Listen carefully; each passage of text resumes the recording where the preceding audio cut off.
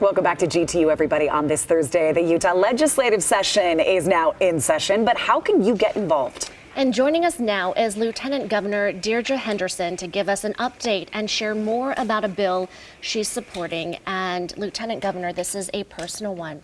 Tell us a little bit about your story. Well, last August, my cousin, my 35-year-old cousin, Mandy, was ambushed and murdered, shot multiple times by her ex-husband. It's been really difficult for our family, but this is something that, as a state official and a former legislator, I wanted to see if we could learn something from what happened to Mandy, and look at the bigger picture and see if there were glaring gaps in our system that we could plug, holes that we could fill, and there were. It's certainly been very instructive.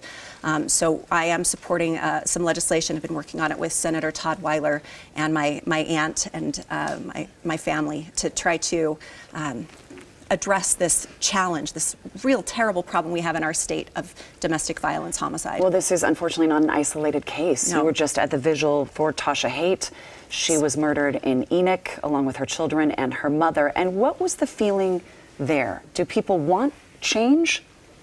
I think everybody recognizes now, including law enforcement. I've had lots of conversations around the state with law enforcement, that we have to do better.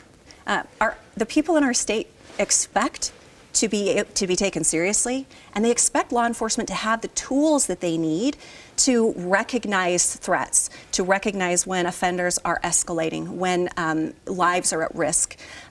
Right now, law enforcement officers have to make judgment calls in the moment, and they need better information and better tools. We also need to make sure that victims of domestic violence are given the help that they need. And so this bill addresses two things. It requires law enforcement to perform what's called a lethality assessment in these situations. And that's just a series of easy questions. And depending on how those questions are answered, connecting victims with victim services right then. Also collecting data and making sure that law enforcement shares their data across the state with other law enforcement jurisdictions so that each incident isn't always just looked at as one single incident, that they can look at the big picture and see when there are long-standing problems and when maybe offenders are escalating. There's so many questions in what you found potentially, and unfortunately it took a tragedy for us to see a lot of these loopholes, but some of these questions are important for law enforcement to ask. They are. Right? Has the person ever tried to choke you? Has anyone tried to use a weapon against you? These are questions that need to be asked. Are you afraid of this person? Has this person threatened you in the past? I mean, they are very important questions, easy questions that most law enforcement officers ask anyway and as part of their investigations, but not every agency uses them as an assessment tool. Yeah, that was my question. What's been done now? What's happening now in these circumstances? So right now, about half the law enforcement agencies in the state use the lethality assessment, but the others don't. It's not required, so we're going to require it. And so to have that protocol, a standard operating procedure, can save lives, and that takes funding, right? Absolutely. Talk a little bit about that. So there is a funding component to this, not just to implement lethality assessments and make sure that victim service coordinators are in place and people are in place to do the threat assessment and analysis. But victim services are woefully underfunded in our state. So the governor this year, he proposed a budget that included $50 million of $20 million ongoing, $30 million one time to help fund victim services. We spend a lot of money on criminals. We need to spend more on victims. So for viewers watching, and they're saying, I want change, I want to help facilitate that change, how do they do that?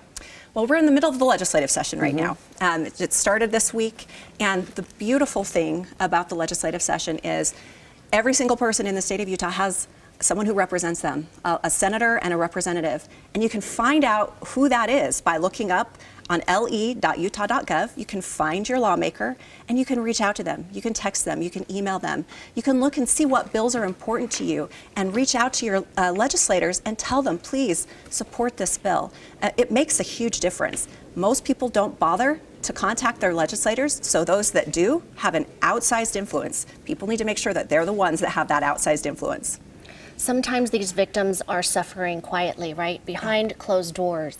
And when this if this becomes law, the next step, if anyone answers the question yes to those, what happens next? What is the protocol? And could that have saved these women's lives? You know, I hesitate to ever say if only this policy or this law were in place, these situations would not have occurred. I don't want to go backward and say that, but I do believe that if they're in place, it will save lives in the future. I have no doubt that they can be a game changer. So what would happen right now is if a victim assessed high on one of these, scored high, they would be connected right there on the scene with victim services. What's even fundamentally different about what we're trying to do is there's a second component to this, and that is that analysis of the offender. Is this offender escalating? Is this offender a high-risk offender? Are they at a greater threat? The vast majority of domestic violence situations, the calls, 70% of them are just a one-time thing. People got upset, they got out of hand. It's not something that's going to be ongoing, one and done. But we're not necessarily as worried about those situations as we are about the ones where it's a chronic problem. And when it's a chronic problem and there's some escalation that's happening and the victims are at a serious risk, law enforcement needs to know, and the victims need to be identified and given the help that they need. How do we follow the progress with this legislation and what it does next? Well, the bill's not numbered yet. It hopefully will be numbered later today. So anyone who's interested can pay attention to the newly numbered bills on le.utah.gov. Senator Todd Weiler is the sponsor, so they can look him up and see his bills. And then they can actually click on the bill and track it and get notified every time it goes through a process. They can show up to the Capitol to a committee hearing. They can watch it online, but they can also show up in person and even testify in favor of it if they want to. But they certainly can contact their legislator and encourage their legislator to support it. Let your voice be heard. It is le.utah.gov. Everybody will put a link on our website as well. Lieutenant Governor, thank you so much for that information. Thank you. And we are back after this.